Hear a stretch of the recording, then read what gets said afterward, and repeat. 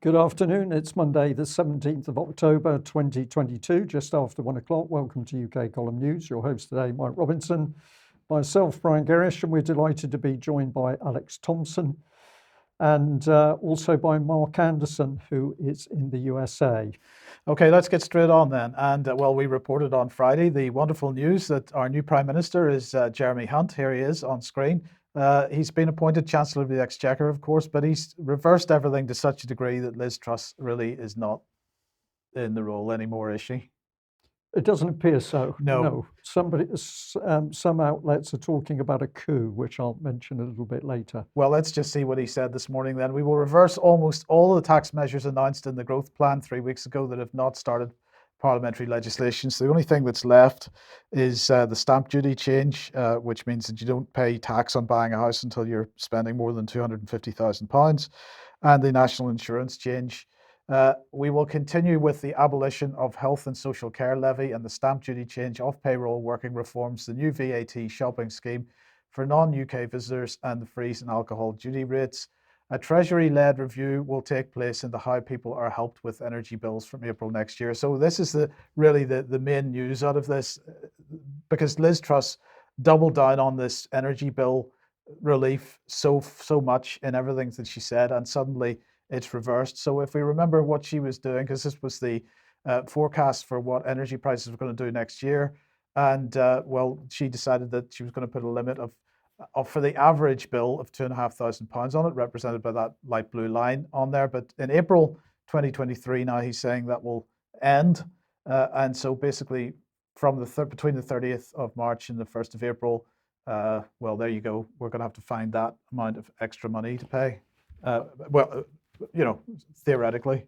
Yeah, my comment, Mike, is where is the debate about this? How does the adult population of UK see what is discussed? Who said what? Where are the minutes of this action? Good question, but let's have a look at this one then, because this is probably even more significant in certain ways. Business support, he said, will go to those most affected and will incentivize energy sufficiency. This is for energy support for businesses. Think about that term. Think about what he's saying there. It will go to those most affected and will incentivize energy efficiency. Just compare that to what Mark Carney said in October 2019. Companies that don't adapt to the net zero policy, including companies in the financial system, will go bankrupt without question. So the government is now saying, they're basically echoing what Mark Carney said. They're only going to provide support where it's being used for energy efficiencies, for net zero policies, and so on. And otherwise, you're not going to get the support, and the likelihood is you're going to go out of business. Yeah. Let's move on with this then, because the energy bailout is only one of half of the energy bailout that's actually taking place. This one really didn't get much coverage. So this is the Bank of England's press release from the 8th of September. HM Treasury and Bank of England launch the Energy Markets Financing Scheme. Let's see what he had to say about that. He said, a resilient energy market is vital as we all grapple with the consequences of Putin's horrifying invasion of Ukraine and his decision to weaponize Russia's energy reserves. Today, we are continuing to act to ensure the market itself is secure, significantly reducing the risk of any market failure. So this is basically a secondary bailout of the energy markets, where the government will guarantee loans to energy market participants. I'm talking about the actual retail energy companies themselves. So it is effectively a bailout. In the meantime, of course, if we think back to a year ago, we had this kind of rhetoric from the chairman of the Federal Reserve Bank: inflation, don't worry. We had the same kind of rhetoric from Andrew Bailey from the Bank of England, the governor of the Bank of England, as required by the remit of the Bank of England's Monetary Policy Committee. When inflation moves away from the 2% target, I have to write to the Chancellor. But his message at that time was, don't worry, be happy. Today, yesterday rather, the message wasn't quite the same. We will not hesitate to raise interest rates to meet the inflation target.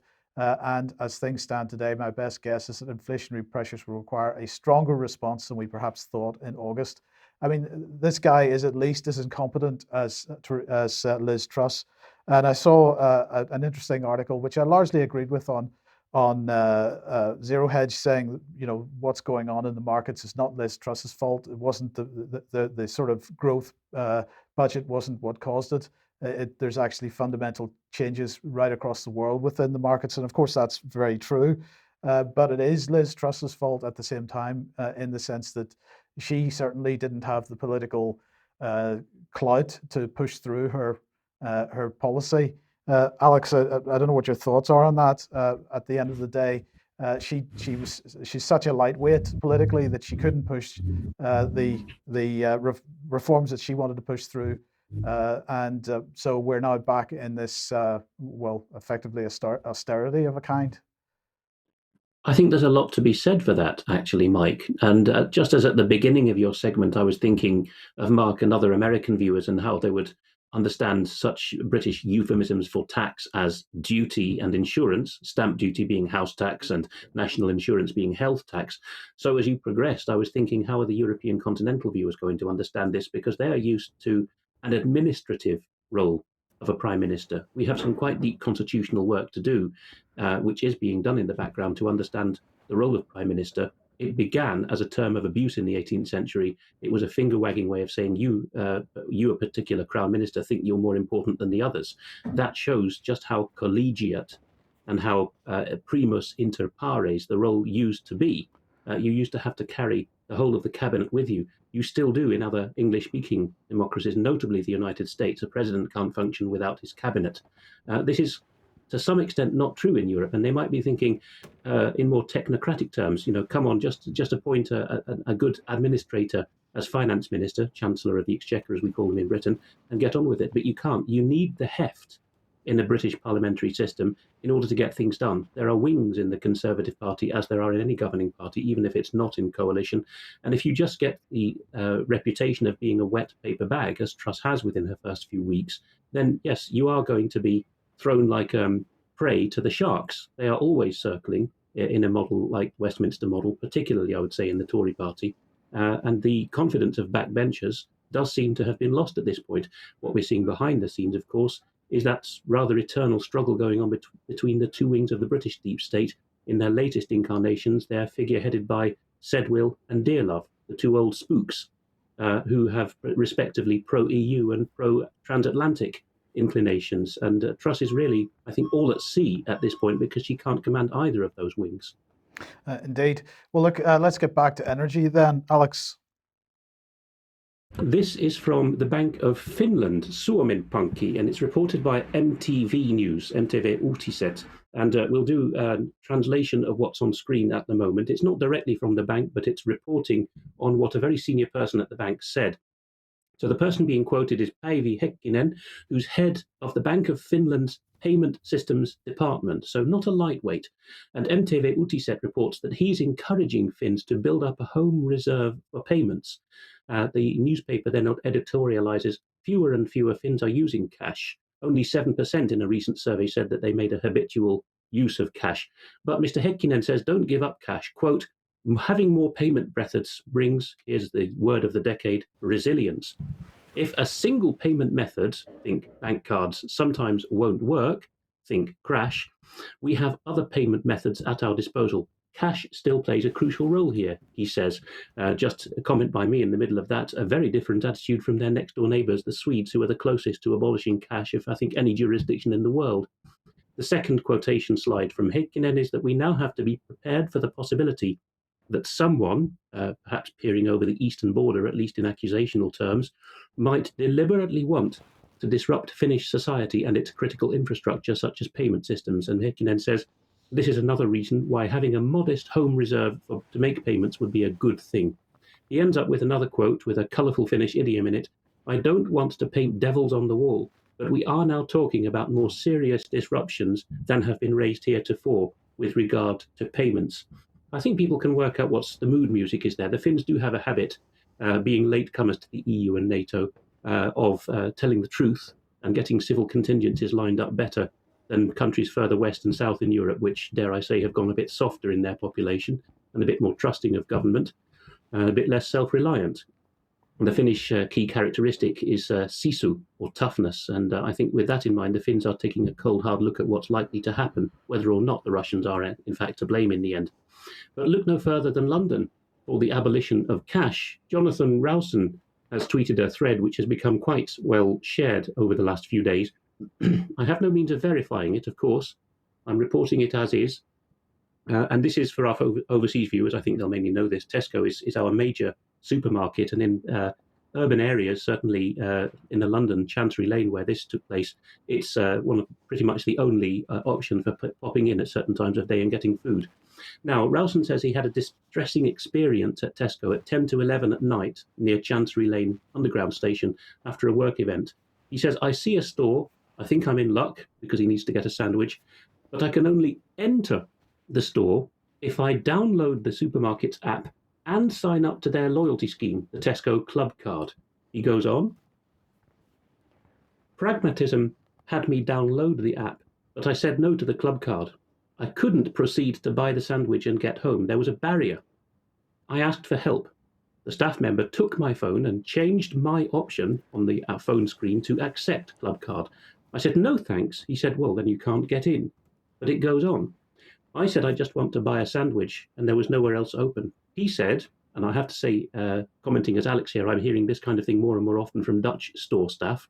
When we ask them about abolition of cash registers and sacking of staff, they say, oh, we have nothing to worry about. We feel quite happy with this.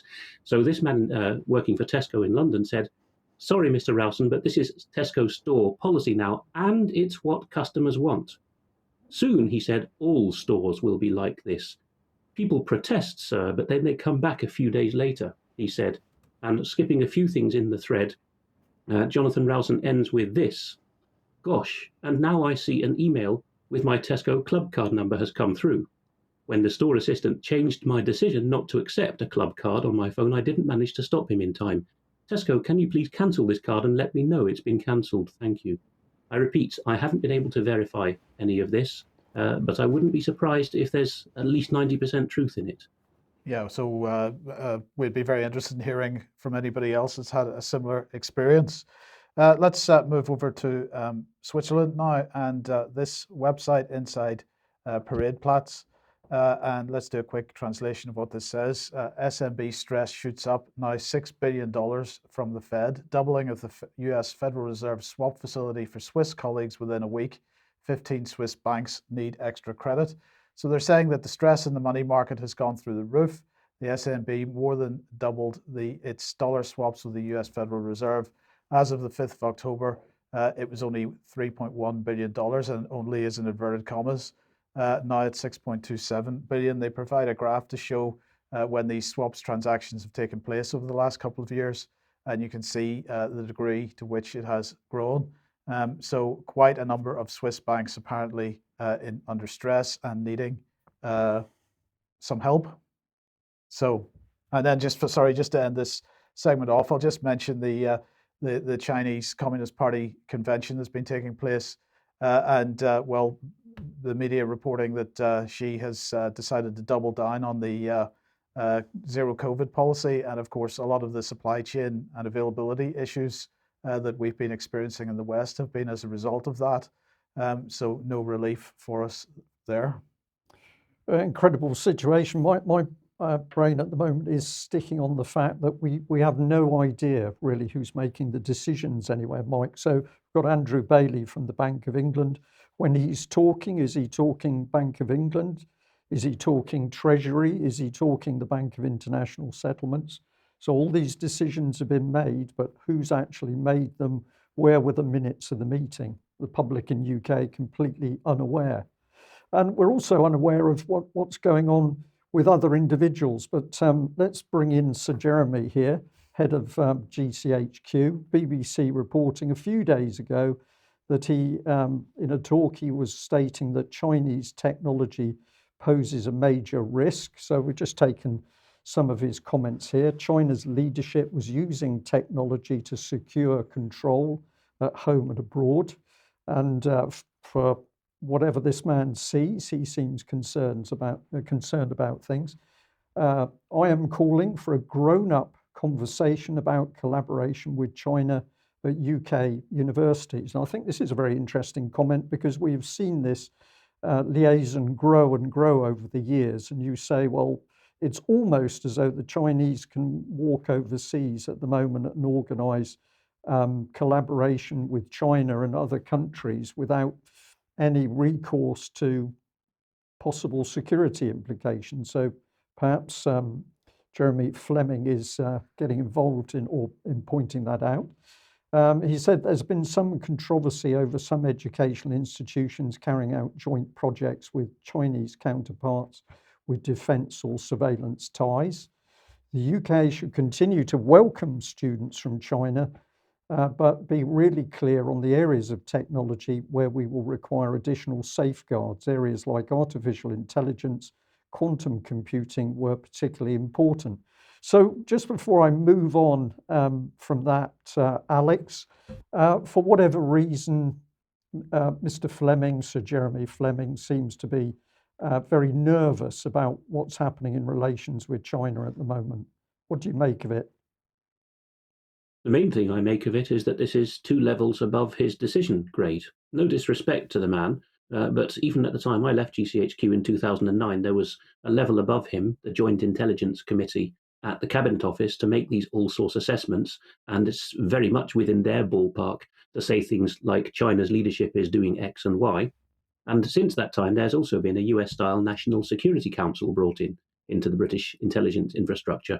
That too should be having a central view of what's going on, not a single source view from signals intelligence and communication security. So that is a bit odd. The other thing that jars is that Mr. Fleming, actually it's Sir Jeremy, isn't it, spent most of that speech to the Royal United Services Institute last week crowing that Britain was an open society for which he was jolly glad to have been brought up in, and not at all like China's closed and suspicious way of running itself and leveraging its neighbours. But now he's saying we need to be a bit more closed with regard to our main asset, our universities.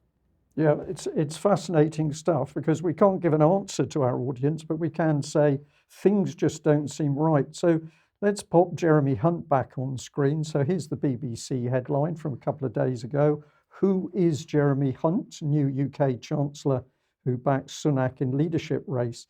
Well, my mind goes to really who Mrs. Hunt is, because we're in a fascinating situation where there's quite a bit of media coverage of Mrs. Jeremy Hunt or Lady Jeremy Hunt, but of course, nothing much is said. So these are just some of the headlines you can see. This is the Express. Jeremy Hunt wife. Will Lucia Guo join Hunt at number 10? Who is Jeremy Hunt's wife? Jeremy Hunt's wife, who is she? Reference to a Japanese-Chinese meeting. How many children? So most of the coverage is very bland with not a lot of information at all. And I just got fascinated that if we dig deeper and see who is saying what, we come in from a different angle. We suddenly discover if this is correct, that this lady's worth $1 million. Who is she? Well, we've now got something else appeared.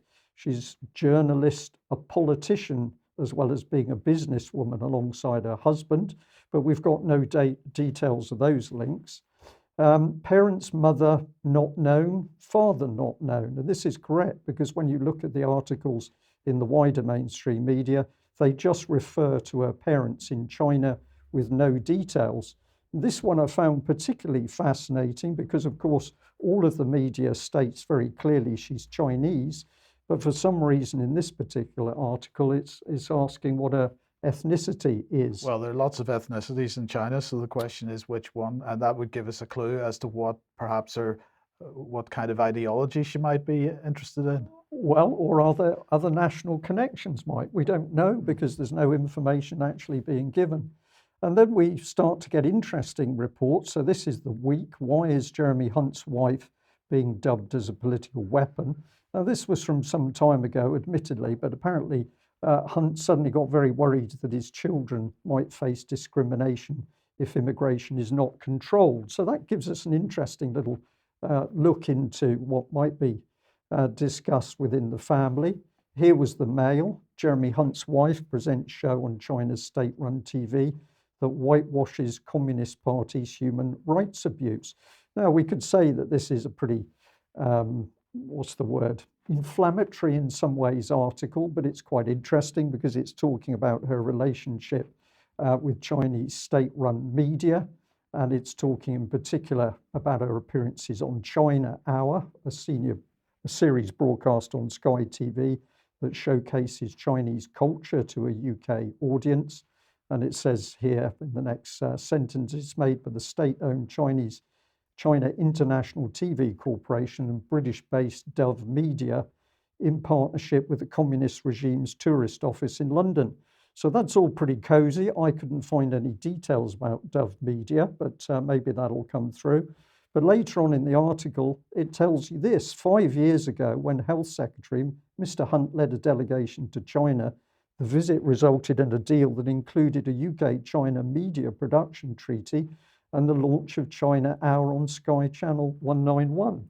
So this is just fascinating. So did he go over there as health secretary and effectively get his wife a job? Is that what's happened? Well, we don't know, Mike, because there's no detail about this, and this is the whole point I'm making for our audience. So here it goes on to say that Dove Media Group is part of a global Chinese media cooperation forum, and it also says that Mr. Hunt and Ms. Guo declined to comment.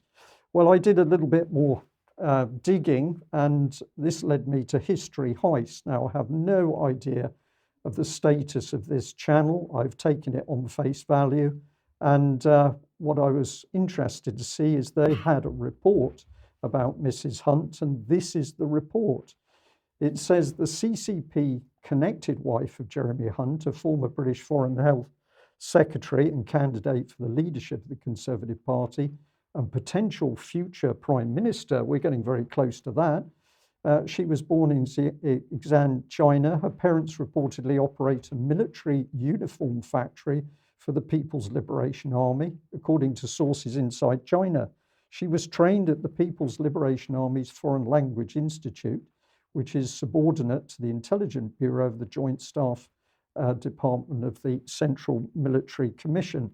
Now, I'm going to put up here straight away, I have no idea whether what this article is claiming is true or not, but I find it fascinating that the media across the board in UK simply does not give us any detail about the background of this woman, who is now, how do we do this, in very close proximity to the Chancellor.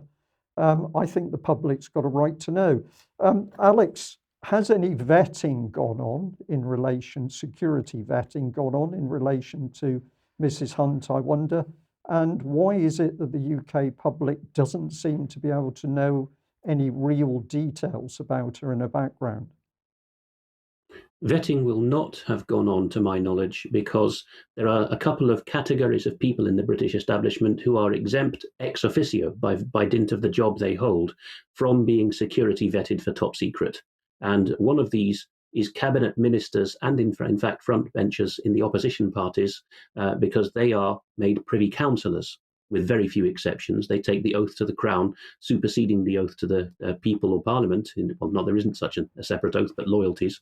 And they are just told, well, you're regarded as a trusty chap or chapess to receive the material. The other category would be judges, who sometimes do play fast and loose with intelligence in court because they just ignore the classifications.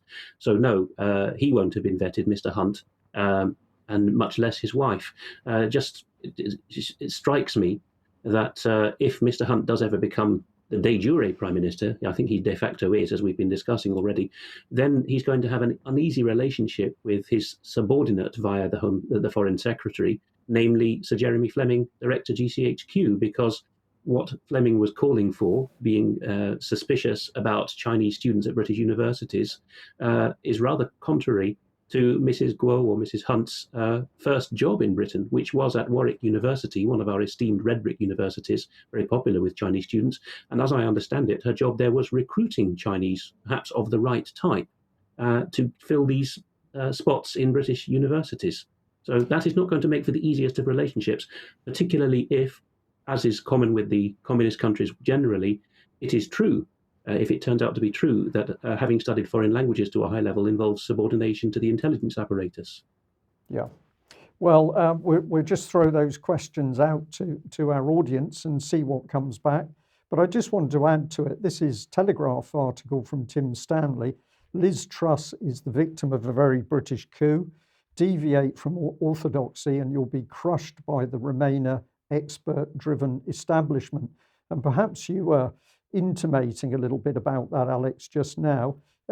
He starts off by saying, I didn't like the mini budget. I reject his policies and philosophies. But even though I'm on the populist wing of conservatism, I resent what's being done to Liz Truss and regret this very British coup. Any Tory who welcomes it is a fool. And I want to say that I'm also looking at what's happening here, where we seem to be having decisions made at the highest levels of government and around people in government, where we simply do not know who the people are making the decisions and who holds the power.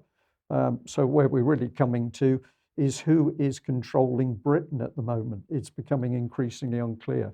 Okay, if you like what the UK column does and you would like to support us, then please head over to community.ukcolumn.org. There are options to help us out there, or you can pick something up at shop.ukcolumn.org, but do please share the material that you find on various platforms.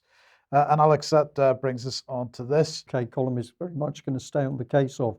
But let's bring in Mark, because you've been having a look at what the World Health Organization has been up to with its 2022 Health Summit. Indeed. You might recall I posted an article about the machinations and a pending global health treaty through the WHO that was posted on the UK column website some 3+ months ago. And I've been following the thread on this. And sure enough, they had this World Health Summit starting yesterday, the 16th of October on a Sunday. It's continuing as we speak today through tomorrow, excuse me, in Berlin, Germany. And the slide you're showing on the screen, I covered this yesterday, watching it through Zoom. I didn't need press accreditation, nor was there any cost. So I was free to cover it and listen in.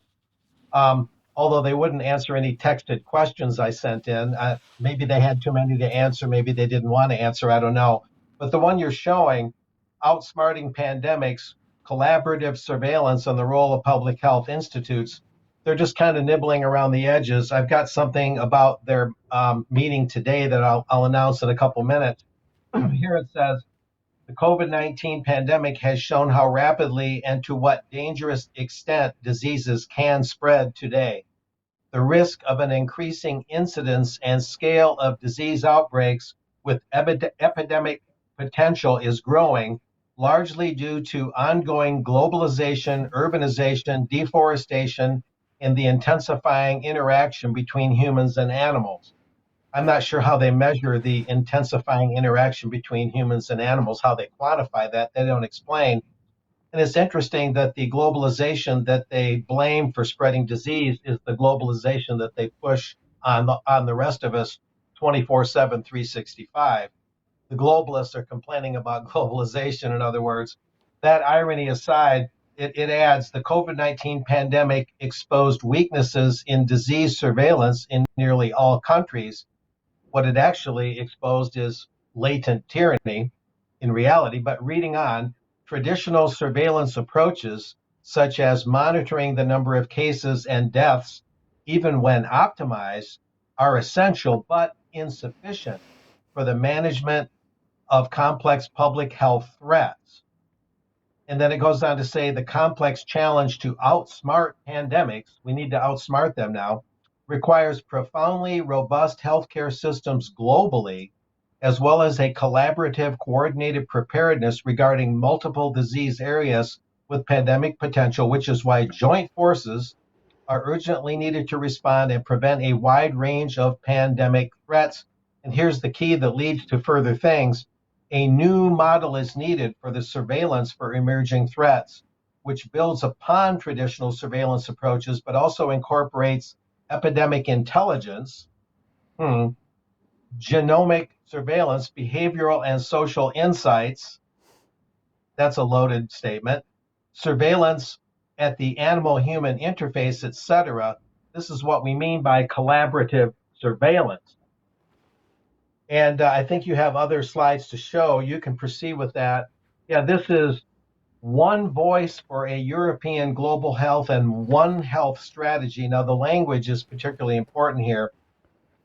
This also took place yesterday. I've got one again that's very important that's happening now as we speak and in a minute. But this one, the objective of this workshop was to adapt and strengthen the European global health policy strategy to better align with One Health, capital letters, priorities, and the Sustainable Development Goals, which is Agenda 2030 through the UN, while also rethinking international cooperation. The updated strategy should enable an integrated and complementary decision process by member states and multilateral organizations like the WHO. Here it adds a post COVID-19 Europe must be focused on one health for all and must speak with one voice on global governance for health. Now, that language is indicative of what I heard yesterday. I zoomed in for about 4.5 hours of the deliberations yesterday. And one of the overriding things about it was the fixation on that there can only be one health modality, the allopathic modality, surgery, drugs, vaccines.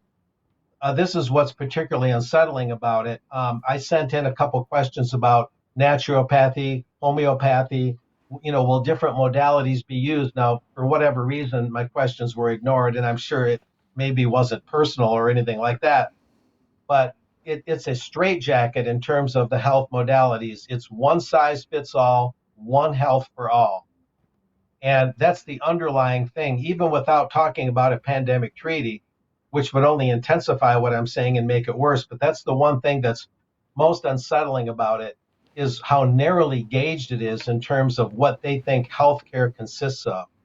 They're absolutely terrified of pathogens. They say nothing about, for example, um, Monsanto and its Roundup products, which are very widely used, especially in the US, but elsewhere to a point, and the harmful glyphosate that's part of Roundup that gets into oats and wheat and many of the grains that we eat and many of the processed foods that we eat and has very deleterious health effects. So, toxicity and contamination of food and things like that is not brought up. Genetically modified food and the harms that can cause. None of that is discussed. It's germs, germs, germs, pathogens, pathogens, pathogens, one health, one health, one health. And so that's an underlying theme that is pretty disturbing. Now, to be fair, they talked about certain things like if we degrade the environment too much through deforestation, let's say in the Amazon or somewhere else, that can lead to some problems that might indirectly affect people's health. And without going into detail, there's some points there that are worth pondering. But all in all, a lot of that seemed to just be icing on the cake or sort of miscellaneous stuff. Um, and the main stuff is what I'm discussing now. Now, there's probably another one that you want to show, ports to arms, approach to access. Yeah, we can just mention this one briefly, and then I'll get on to the main course, you might say. But this one involved Tedros himself, the Secretary General of the World Health Organization. And basically, it says here, it's been almost 2 years since the French President Macron proposed the Charter for Equitable Access to COVID-19 Tools during the Paris Peace Forum, which subsequently led to the establishment of the ACT Accelerator supported by the WHO. And that's a couple other documents that I sent in. You might want to go on to those, the ACT Accelerator document, and then there's that one, yes.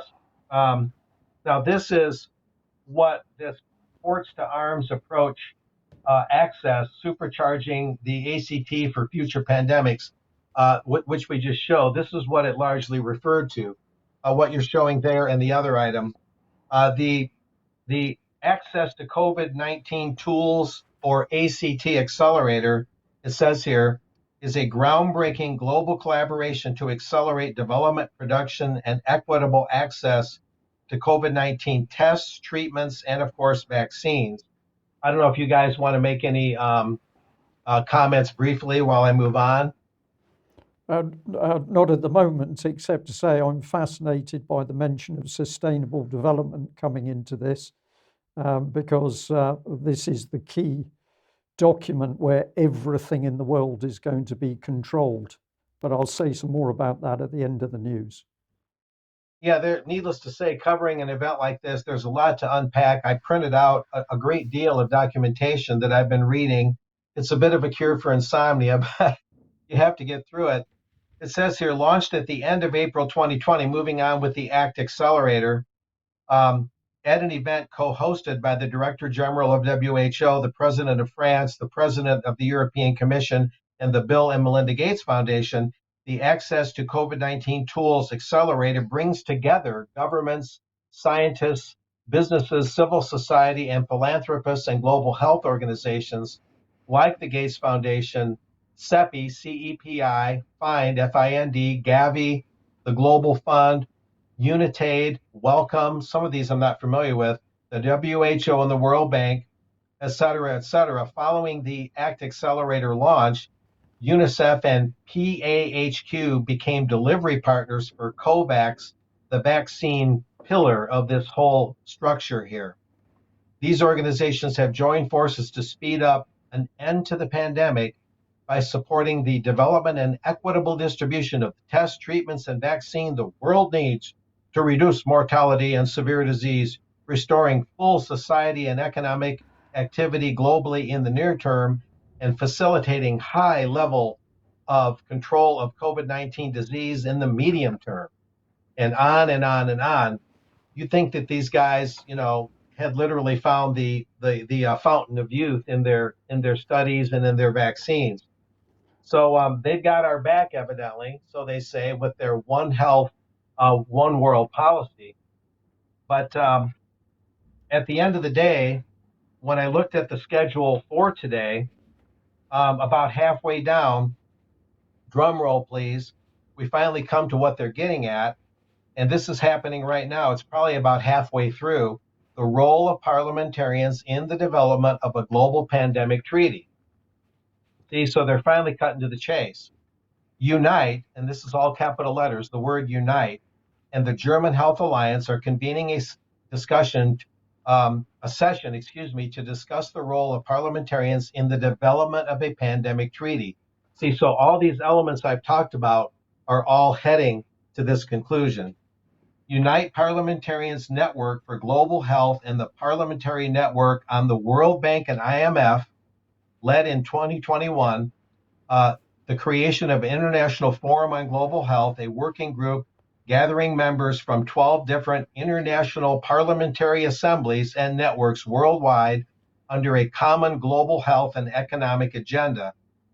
In 2022, the working group that's of course this year, will focus its work on pandemic preparedness and on delivering a list of recommendations to incorporate in the negotiations of the intergovernmental negotiating body, that's the key group, in terms of governance and leadership, legislation, and national regulatory systems, equity, accountability, and oversight, and financing.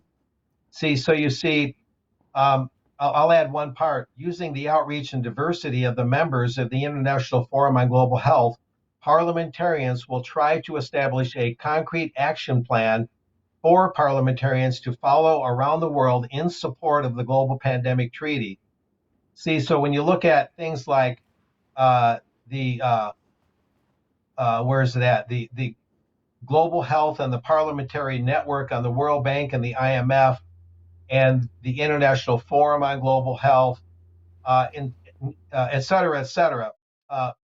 The parliamentarians, the people that are involved who are from the parliaments, are acting in a sort of supranational way outside their their normal national structures to put this together.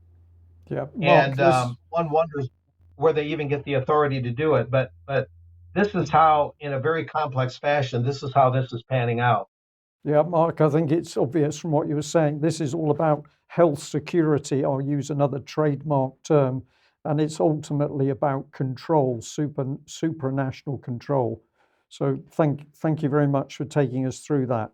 Okay, Alex, let's move on to Ukraine then. And we had an article on the UK Column website a week or two ago entitled "Leak: German Government's Ukraine War Propaganda Campaign." We have an update on this. We do. We have a confirmation of the authenticity of the document, Mike. Now, this was covered first in nachdenkseiten.de, a very careful German new media site. And it was, I think, the main editor there, Florian Warweg, formerly the RT German editor, for which he's hated by many because he still has his Federal Press Club membership. Florian Warweg has now provided me with an update, which is actually public domain. The Federal Ministry, and you can see the correspondence on screen, the Federal Interior and Homeland Ministry, although Heimat sounds a bit less threatening, but it is the equivalent of the American Department of Homeland Security nowadays, has replied to an Alternative für Deutschland Member of Parliament for Berlin, Götz Frömming, who is, of course, a doctor, as they all are over there, asking, is this real? And with a link to the Nachdenkseiten piece. And the answer from the ministry is that the report in question, which we translated and put on ukcolumn.org about current activities of the authorities in regards to the Russian war against Ukraine, was indeed furnished or framed by the federal government. It is intended to give a general stock take on the information state of play and the measures being taken.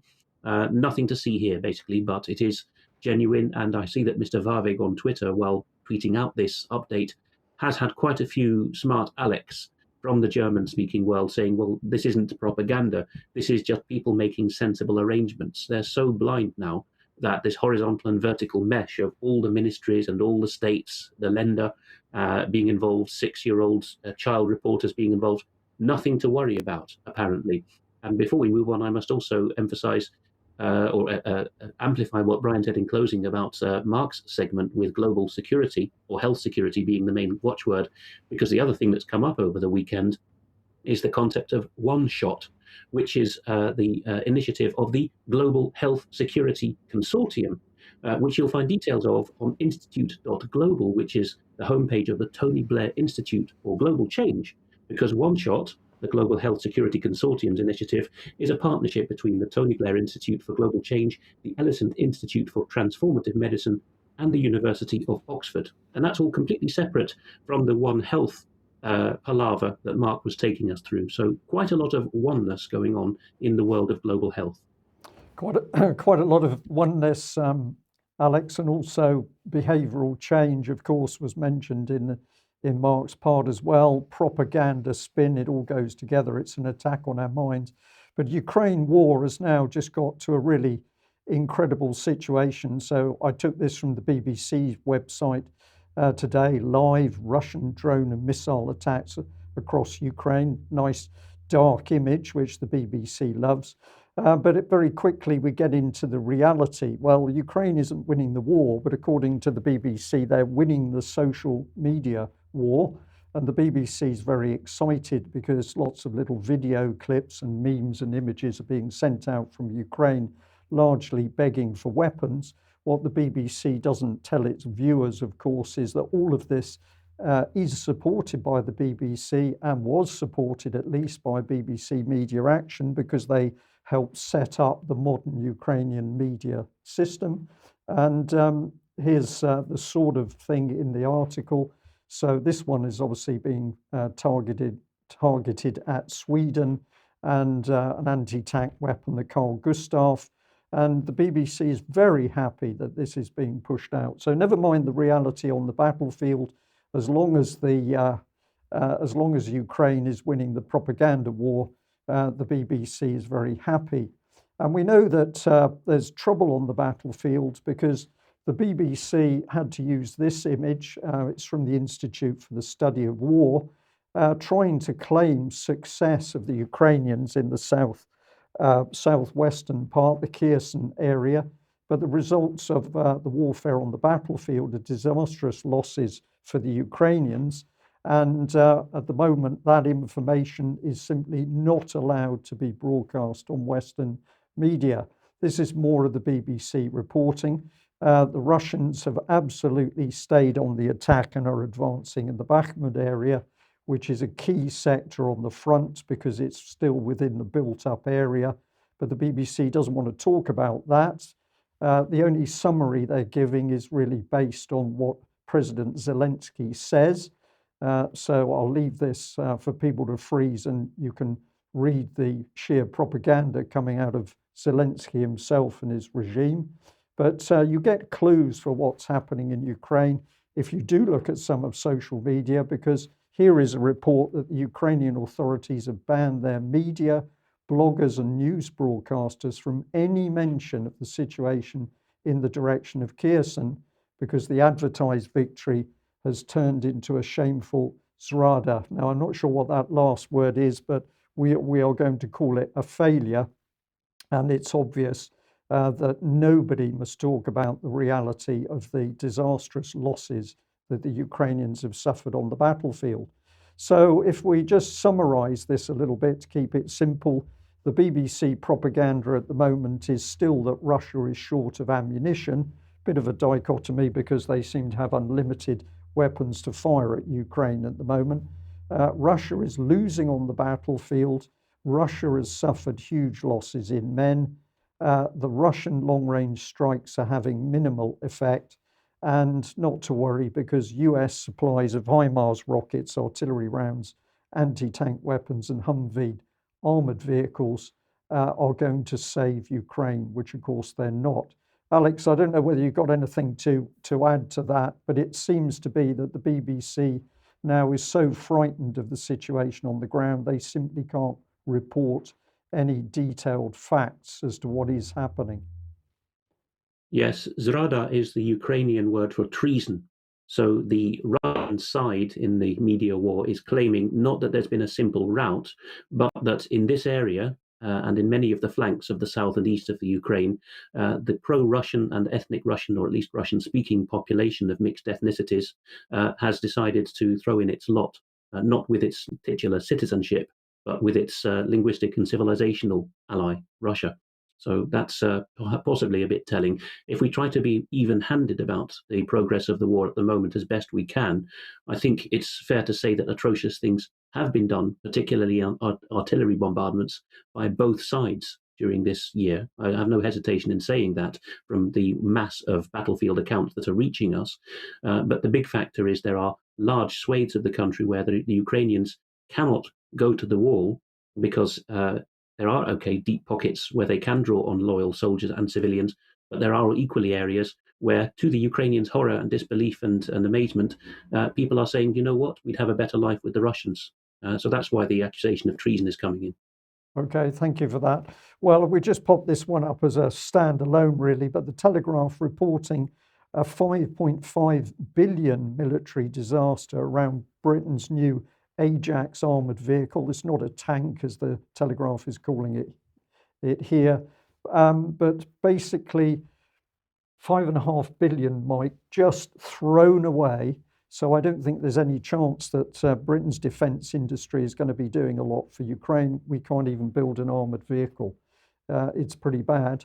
And if Ukraine is now under control of the US, UK and the EU, we've also got a situation unfolding in Iran. And Mark, just very quickly here, you've also been paying attention to what the White House has been saying about trouble inside Iran at the moment. Yes, I have here the statement by President Biden on the quote violent crackdown in Iran, as you're showing there. Of course, the first thing to think about is shades of Egypt 2011 and Ukraine, ironically, 2014, where many thought the CIA was involved in massaging, to put it mildly, the so-called popular grassroots uprisings in those countries. And so we have every reason to believe that the same thing would be true now, that the CIA might be fomenting some of this unrest. And I wouldn't say that Iran is Shangri-La, but this is what nationhood looks like. It's not always pretty, but especially by Western standards. But Iran, like it or not, wants to enforce its own laws. And what is happening here is ironic in a sense, and there's a certain hypocrisy involved. There was no such call out about a violent crackdown, or at least a tyrannical crackdown, when Justin Trudeau cracked down on peaceful protesters during that truck convoy not about a year ago, and the occupation of Ottawa versus the COVIDocracy. Biden was strangely silent when Trudeau carried out that crackdown right on the U.S. border. And we're supposed to have a lot in common with our neighbor to the north in terms of respects for human rights, the freedom to protest without interference. And that's exactly what Biden is complaining about with regards to Iran, saying that he's calling for just and universal principles which underpin the UN Charter and Universal Declaration of Human Rights. For decades, Iran's regime has denied fundamental freedoms to its people and suppressed the aspirations of successive generations through intimidation, coercion, and violence. The U.S. stands behind Iranian women and all the citizens of Iran who are inspiring the world with their bravery. Well, I think that what they're really pushing for is a more decadent ethos, a more globalist ethos for Iran to adopt, which would ultimately probably call on Iranian women to be allowed to have abortions and things like that. I mean, ultimately, that's where the Western model leads, this so-called liberation ideology. And I do have the statement of Iran's leader, Ibrahim Raisi. He's basically calling the U.S. the great devil and saying it has no right to meddle in Iranian internal affairs. So, keeping it brief, that's where Iran is on this. And so that's where we're at. But we have every reason to at least suspect that the CIA might be at its tricks again.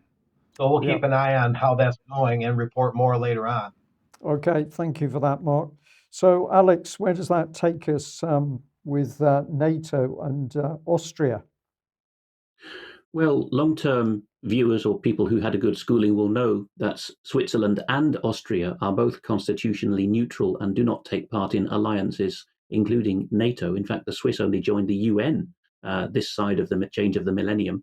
Austria is therefore a gaping hole in the middle of NATO's colouring on the map. And it is not a frontline state, but it is a very strategic territory for north-south and for east-west transport, and something that NATO would dearly love to have, as much as it's now getting its hands on Sweden and Finland in the northeast of the continent towards the Russian border, with very significant aerial potential. So Austria is something that NATO would like to have. And a brigadier general called Johann Geiswinkler gave a talk in English, an interview 2 hours long, which I thoroughly recommend people listen to in full, to a Berlin-based journalist with Today's News Talk Radio. That's tntradio.live. And the host is Dirk Pohlmann. So you'll find, if you go to tntradio.live and then the Dirk Pohlmann show, you'll find this from about a week or so ago. And I think it's exceptionally important what's happened here. This is Brigadier General, although he's been relieved of his command last year, Brigadier General Johann Geiswinkler. He's a specialist in that Austrian speciality, Alpine warfare. His crime, for which he's been tarnished as far right, is to insist on Austria's Article 1 of the Constitution. That's how central it is in Austria, namely neutrality with regards to foreign blocs. Geiswinkler gives a number of important points, which I'll summarize just without a slide in as little as a minute, but I think it's very important people listen to it. He starts in excellent English, saying, "I'm sorry that I'm 60 years old and I have very bad English," but the first thing he does is reveal he has very, very excellent English, and he ironically quotes Mark Twain's statement that for the functioning of democracy, you need three things: freedom of conscience, freedom of expression, and the prudence not to practice either of them. He talks about the social pressure on people who are loyal to the Austrian constitution, which was questioned as recently as 2000, a few years after Austria had joined the EU and was beginning to make overtures to NATO in some ways even then. So, for example, if you question the inimicality towards Russia, because Austrians have a very strong memory of being occupied by the Soviets till 1955 in one of their zones, they're supposed to have friendly relations towards Russia as one of the balancing aspects of their diplomacy, and that Vienna is host to a lot of these international organizations like the OSCE, which talk to the Russians and have the Russians as members. But if you insist on that, you will find, even if you are the relative, a wife or son of somebody who questions what's going on, you will find the banks telling you, we're freezing you out because we've had a nasty call from Antifa types and they're threatening, or journalists who are posing effectively Antifa, and they will print a piece against us unless we revoke your account. So the constitutional guarantee to a bank account, which is supposed to count for much on the continent, isn't applying. He's talking about the flagrant violation of Article 1 neutrality of the Austrian constitution. When I was in Austria as an exchange student in 1995, this was plastered all over the walls to the young men who were about to be conscripted. The Federation's promise to you young men is that you will never be deployed abroad. And this has just gone by the board in another example of talking points, propaganda coordination behind the scenes. Guy Svinkler says that what's gone on is that journalists have got these lists they're circulating of points to attack as far right and suspicious, and one of them is our state neutrality. This is something, even while it's Article 1 of the Constitution and still is in force, it's something to be undermined from the inside. He gets into the Thucydides drama of or dilemma of, can a state remain neutral when another state is rising on the horizon, the Melos discourse. Listen in full to that, because he gives a very learned but accessible explanation of what's going on here, and that ultimately the Chinese are going to be laughing and succeed out of this situation. He emphasizes that over 70% of Austrians are still completely attached to state neutrality. So they have their media and now their military elite and political elite acting against them, to the extent that the number 2 in Austrian federal politics, the Deputy Chancellor Koller, has said our neutrality is to be neutral is to be complicit in mass murder in the beastly Russian war against Ukraine. So he's actually taken sides against Article 1 of his own constitution. The most ominous thing of all, he says, and it has shades of how the Soviet Union incorporated illegally the 3 Baltic republics in 1940 to 41, is that he says that he can see NATO saying, well, you're a bit of a sore spot, an undefended spot in the middle of our underbelly in Europe. And so if you Austrians can't defend yourselves, not because you have no army, they have a good army, but because you insist on this quaint neutrality, then we may have to take you over and administer your defense in your own interests. That's exactly how Stalin took over Estonia, Latvia, and Lithuania. Mm. Yeah, okay, well, we shall watch that space. Now, let's come back to the UK quickly. And Suella Braverman, the Home Secretary, had an article in the Mail over the weekend entitled "Enough is Enough. Eco-zealots are not just causing mayhem, they're risking lives." So let's have a look at what she had to say. To the vandals who tried to ruin a great work of art this week, I say this: your behaviour doesn't further your cause or influence the debate. Your disruptive behaviour stops decent people from going about their daily lives, and your guerrilla tactics will not succeed. Over the last 2 weeks, we've seen continuous and serious disruption. The police must act firmly, effectively, and with the full support of local authorities. I stand firmly behind the police, which is why I'm bringing forward the Public Order Bill on Tuesday. That's tomorrow. Labour will have a choice to back this bill, but they continue to put attention-seeking protesters ahead of the law-abiding majority. Enough is enough. And of course, in the mainstream press then this morning, we had this. Dartford closure, just stop oil protesters climb up QE2 bridge. So people were climbing on the bridge, closing the route. As a result, or at least the police closed the route as a result, caused all kinds of traffic disruption and so on. And then this in the National, London climate protesters spray paint on Aston Martin showroom. Now, of course, this is criminal damage, so that you don't need new legislation to deal with this particular issue. But nonetheless, this is the type of thing that's going on just at the right time for the British government to be pushing through this legislation. Now, Alex, I don't know whether if you can help with this very, very briefly, but this is the current state of the Public Order Bill. Of course, it was not Suella Braverman that put this to Parliament. It was Priti Patel some time ago. It's currently at report stage.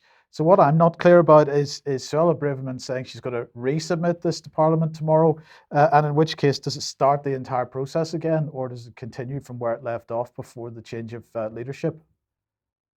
In my fallible, quite possibly fallible understanding of what the current arrangements are. If a minister says they are resubmitting a bill, that counts as tabling it afresh, and everything will have to be thrashed out from the start. But I'm very willing to be corrected by anyone who knows parliamentary procedure more up to date than I do. But the main point to make there, of course, is that public order is at the moment in the jurisdiction of England and Wales, something which takes up 2 famous articles of a 1986 piece of legislation. So public order offences, which, as we're about to see, are quoted willy-nilly by constables now whenever you offend a gay person.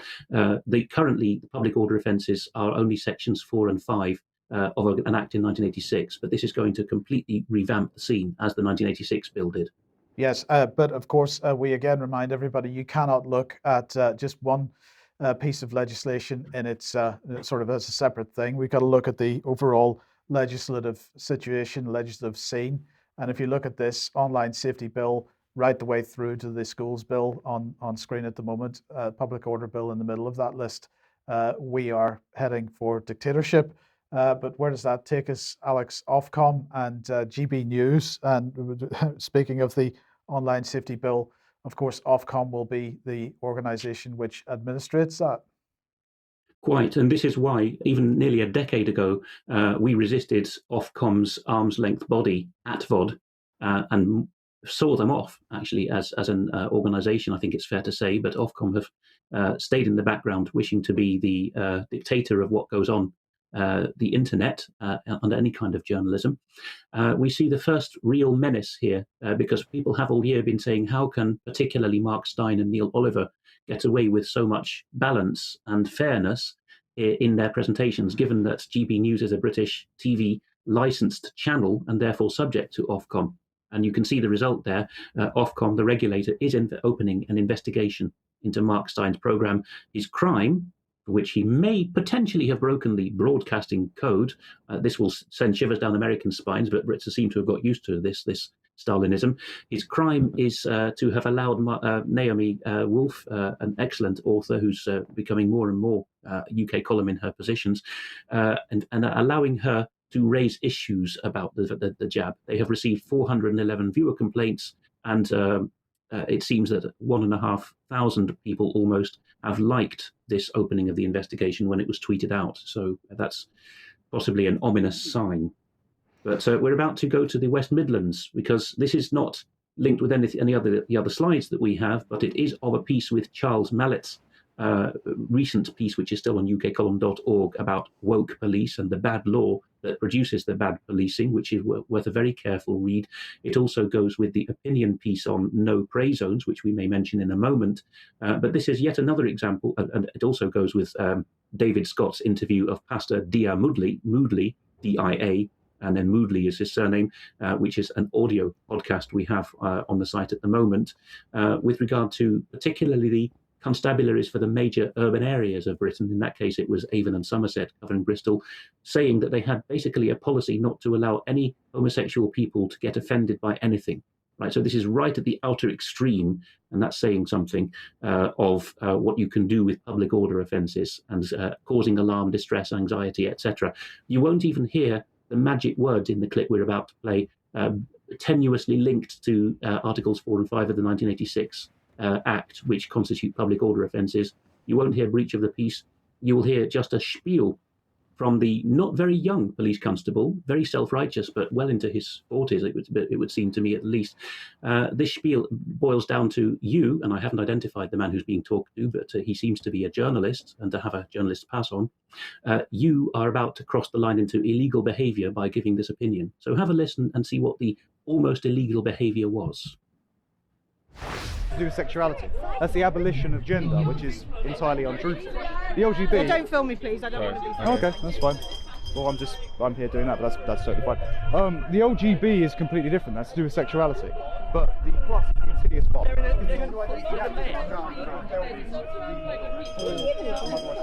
My question was, okay, I'll try again.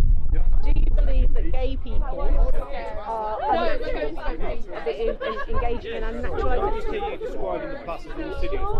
That's a personal view. I'm warning you now. Okay, that's discriminatory behaviour. Okay, that is on the cusp of a public order offence. If you use discriminatory behaviour or you start insulting other people's views again, then we will take action. Okay, I've given you the warning. That's it. What was the... Sorry, sir. Sorry, can I ask what was the discriminatory part? When you start talking about LGBTQ and so on, that's an insidious part. I said your view was it's an insidious part. It doesn't matter. You have just insulted this person. Yes, you have. Did you feel insulted by that comment? I don't know anything about who I am. No, I said the name Gail Rubin. Right. I've just given you where the parameters are. Don't step over them. I've given you where the parameters are. Do you understand where they are? No, I don't. Okay. If you use derogatory, defamatory, or discriminatory terms, that will border into criminal offences. Okay. Don't use them. That's it. I'm not negotiating. I'm telling you where the parameters are. You can continue your conversation now. I'm asking you a question because I didn't speak to this woman. I've been very clear in what I said. I'm asking you a question. Don't call me dim no more either. Officer called me. And of course, in closing there, that was a humorous reference to 1970s policing from an old sitcom. But the language there is derogatory. It is mainly given because it rhymes and sounds nice and alliterates, but derogatory, discriminatory, and defamatory. Nothing to do with previous wording of statutes or of police training in how to approach public order offences, not found in case law, just made up, really. And you can see that in the Birmingham area here, the West Midlands, the copper is doing the same, as we know happened in Bristol, in London with the Met, in Greater Manchester, to name just three, which is that homosexuals are a special protected pet category. And the police will go out of their way, as you heard in that clip, to say, excuse me, homosexual bystander, you were insulted by that, weren't you? Right, gotcha. Yeah. Well, I mean, Alex, that is eventually going to end up in court. And the question is, what would the courts do at that stage? Because there's no legislative basis for that. There's all kinds of reasonableness tests. We may prevail upon Charles Mallet to do another of his excellent pieces responding to this in a policing basis. The courts are likely to throw it out. I mean, if this happens to you, be very, very level-headed about what you do. One thing that people have done in the past is to say to the copper, you know that you do not have reasonable suspicion of an indictable offence. I'll be coming after you personally for damages. It's your house that's at risk when I seek compensation for wrongful arrest. Another tactic, if you're up for some physical fracas, is to say, well, I shan't be resisting, but you'll know it's a wrongful arrest, so you'll be carrying me to the nick. You can put the handcuffs on and then carry me. Try it at your own peril, but these are ways of making clear to these self-righteous prigs of police officers that they're nowhere near even the current relaxed parameters of what you can use as a pretext to nick people for insults. Okay, Alex, thank you for that. I think we also have to add that, of course, the police themselves are being highly manipulated by the use of applied behavioural psychology. And so when they get courses on these sorts of subjects, are they getting good factual information, or are they having their own views and values skewed? And I'm going to suggest in many cases it's the latter, but we better finish there. I'll be back in a couple of minutes with some extra. Yeah, thank you all very much for joining us. Alex and Mark, thank you for joining us. See you in Extra Time beginning shortly, and that's available for everybody who joins UK Column Community. And I'd just like to say tomorrow at 1 o'clock, we should be playing out the first part of a three-part interview that I've done with a lady called Sandy Adams, and we'll be talking about the Sustainable Development Goals and Agenda 2030. And that was part of the clip that Mark Anderson referred to when he was talking about World Health Organization policy. And that's at 1 p.m. tomorrow in the usual slot. Yeah, thank you. Okay, that's it. We'll see you in a minute for Extra Time. Bye-bye.